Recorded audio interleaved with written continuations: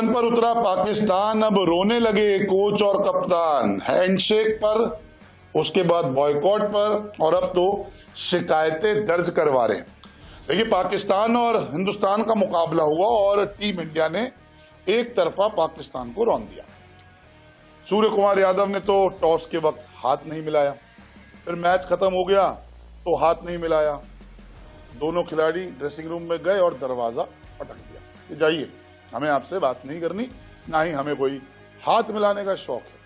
पाकिस्तान के प्लेयर्स जो थे मैदान पर खड़े रहे कि अरे कोई तो आएगा जो हाथ मिलाएगा, लेकिन ऐसा कुछ नहीं हुआ। इसके बाद बॉयकॉट करने चले थे सलमान अली आगा, लेकिन खुद ही अपनी बेइज्जती सरेआम करा बैठे। दुबई टू पाकिस्तान, हर जगह इनकी ही चर्चा हो रही है कि अरे गुस्सा अपनी जगह है, हार को पचाना सीखिए और प्रेजेंटेशन में जाना भी सीखना होगा। दरअसल सूर्य कुमार यादव ने तो मैच के बाद पोस्ट मैच प्रेजेंटेशन में सारी बातें कही, लेकिन सलमान अली आगा ज्यादा ही इतराते हुए प्रेजेंटेशन में आए ही नहीं। जी हाँ, हारे, उनसे पूछते क्यों हारे, या भारत का रवैया पूछते, या खिलाड़ियों के बारे में पूछते। और ये बड़ा अच्छा मंच होता है पोस्ट मैच सेरेमनी, जहां पे आप सब कुछ बयां कर सकते हो, लेकिन सलमान अली आगा आए नहीं। जी हाँ, सलमान अली आगा इस पूरी पोस्ट मैच प्रेजेंटेशन से गायब थे। उन्होंने बात करना भी सही नहीं समझा कि मैं क्यों बात करने जाऊं। हालांकि सूर्य ने सब कुछ बताया कि देखिए, हम जीते, ये जीत किसको हम समर्पित करते हैं, आर्म फोर्स के लिए ये सब कुछ है, सारी चीजें उन्होंने कह दी। तो ये चीजें हुई मैच में। तो एक एक करके आपको और भी सारी चीजें बता रहा हूं क्या क्या हुआ।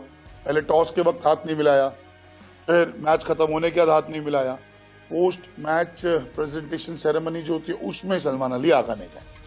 अब क्या हुआ है, जो रिपोर्ट सामने आई है, जो पाकिस्तान के मैनेजर है ना नवीद अकरम चीमा, उन्होंने शिकायत दर्ज की है।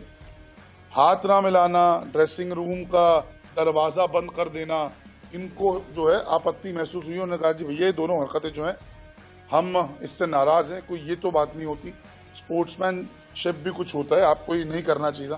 कंप्लेंट किया, हालांकि इससे कुछ होने वाला नहीं है, क्योंकि ये खिलाड़ियों की अपनी चॉइस होती है कि हम हाथ मिलाना चाहते हैं या नहीं मिलाना चाहते मत मिलाओ, आप अपना जीत हार के इधर निकल जाओ, बस बात खत्म।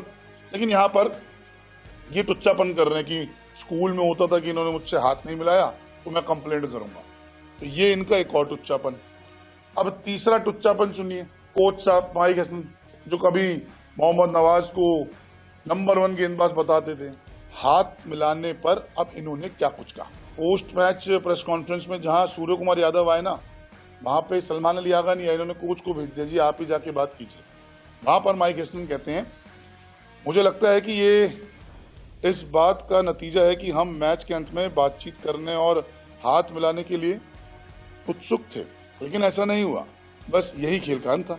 जाहिर है हम खेल के अंत में हाथ मिलाने के लिए तैयार थे, हमें निराशा हुई कि हमारे विरोधी ने ऐसा किया। हाथ मिलाने के लिए वहां गए और वो पहले ही चेंजिंग रूम में जा चुके थे। मैच का ये तरीका निराशाजनक था, एक ऐसा मैच जहां हम अपने खेलने के तरीके से निराश थे, लेकिन निश्चित रूप से हम हाथ मिलाने के लिए तैयार थे।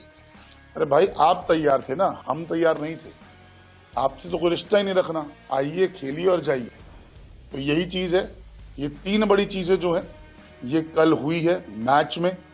पहले आप टॉस के वक्त हाथ नहीं मिलाते, बाद में हाथ नहीं मिलाते, अब शिकायतें हो रही और अब कोच भी रोने लगी कि जी हम तो मिलाना चाहते थे हाथ। अरे आप समझिए भाई, आपकी हमारी टीम इंडिया जो है वो नहीं मिलाना चाहती थी, आप जबरदस्ती हाथ मिलाने के लिए आ रहे हैं।